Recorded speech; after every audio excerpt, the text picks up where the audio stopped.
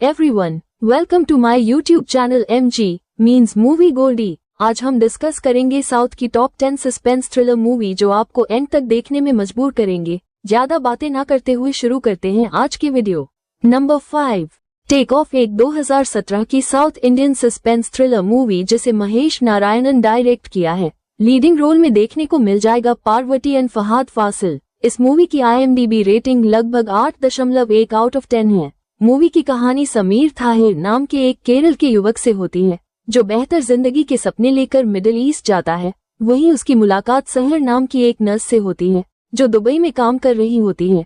हालात सामान्य लगते हैं लेकिन अचानक सब कुछ बदल जाता है। एक दिन सहर और कई भारतीय नर्सें एक खतरनाक युद्धग्रस्त इलाके में फंस जाती हैं। बाहर की दुनिया से उनका संपर्क टूट जाता है। चारों ओर डर, बम धमाके और मौत का साया होता है। हर पल जिंदगी और मौत के बीच का संघर्ष चलता रहता है। भारत में बैठा समीर इस खबर को सुनकर टूट जाता है लेकिन हार नहीं मानता। वो अकेले दम पर एक असंभव मिशन को अंजाम देने की ठान लेता है। कहानी में सस्पेंस तब गहराता है जब पता चलता है कि दुश्मन हर कदम पर नजर रखे हुए हैं और एक छोटी सी गलती सभी की जान ले सकती है। क्या समीर इन नर्सों को सुरक्षित वापस ला पाएगा? क्या सहर जिंदा भारत लौट पाएगी? टेक ऑफ सिर्फ एक रेस्क्यू कहानी नहीं बल्कि इंसानियत, साहस और उम्मीद की सांस रोक देने वाली दास्तान है। नंबर 4, सेवेंथ डे एक 2014 की south Indian suspense thriller movie जिसे श्याम धार डायरेक्ट किया है। लीडिंग रोल में देखने को मिल जाएगा पृथ्वीराज एंड टोविनो थॉमस। इस मूवी की IMDb रेटिंग लगभग 6.9 आउट ऑफ 10 है। मूवी की कहानी की शुरुआत एक सुनसान हाईवे पर हुई सड़क दुर्घटना से होती है जहां एक कार से एक अज्ञात युवक का शव मिलता है। इस केस को सुलझाने की जिम्मेदारी मिलती है suspended crime branch officer David Abraham को, जो अपने अलग अंदाज और तेज दिमाग के लिए जाना जाता है। जांच के दौरान डेविड को पता चलता है कि यह कोई साधारण एक्सीडेंट नहीं बल्कि सोची समझी साजिश है। मृत युवक का संबंध कुछ पढ़े लिखे लेकिन मानसिक रूप से विकृत दोस्तों के ग्रुप से होता है।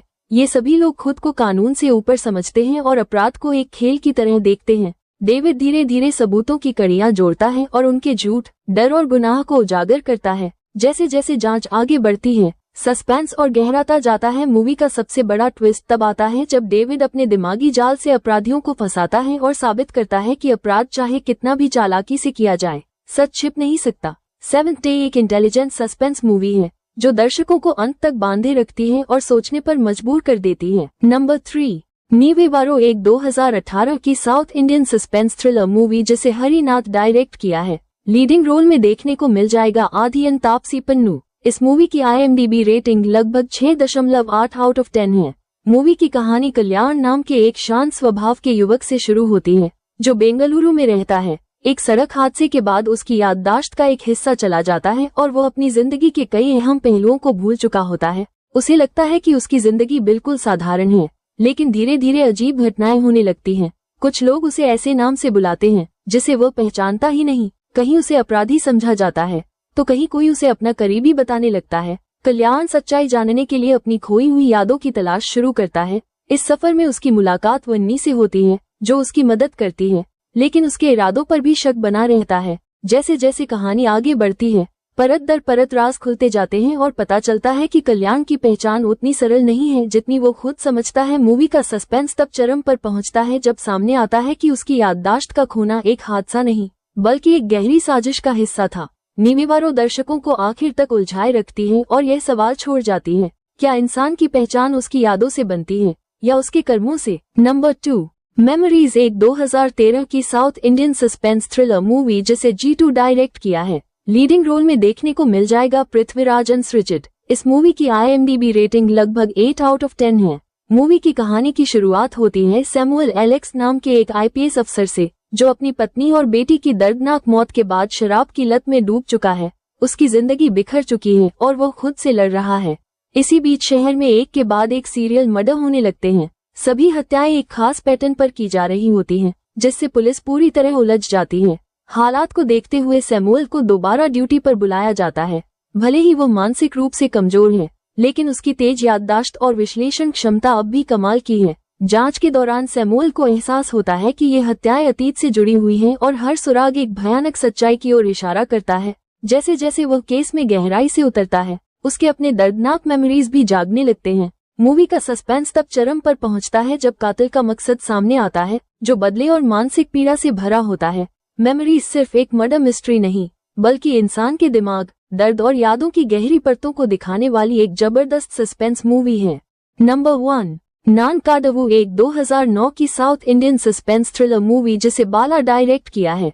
लीडिंग रोल में देखने को मिल जाएगा आर्या एंड राजेंद्रन। इस मूवी की IMDb रेटिंग लगभग 7.7 आउट ऑफ 10 है।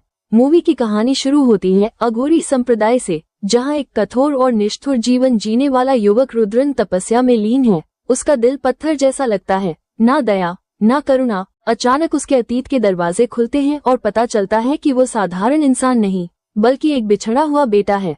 दूसरी तरफ कहानी हमें एक अंधेरी दुनिया में ले जाती है, जहां विकलांग और बेसहारा लोगों को भीख मंगवाने के लिए बेरहमी से इस्तेमाल किया जाता है। इस अमानवीय धंधे के पीछे क्रूर लोग हैं, जिनके लिए इंसान सिर्फ एक साधन है। जैसे जैसे रुद्रन इस दुनिया के करीब आता है, रहस्य और भय गहराते जाते हैं। मूवी का सस्पेंस यही है, क्या एक अघोरी जो भावनाओं से दूर है, इन पीड़ितों के दर्द को समझ पाएगा?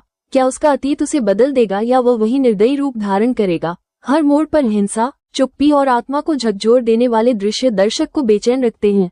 नान काडवू सिर्फ एक कहानी नहीं, बल्कि इंसानियत, क्रूरता और मोक्ष के बीच टकराव का सस्पेंस भरा अनुभव है, जो अंत तक आपको बांधे रखता है।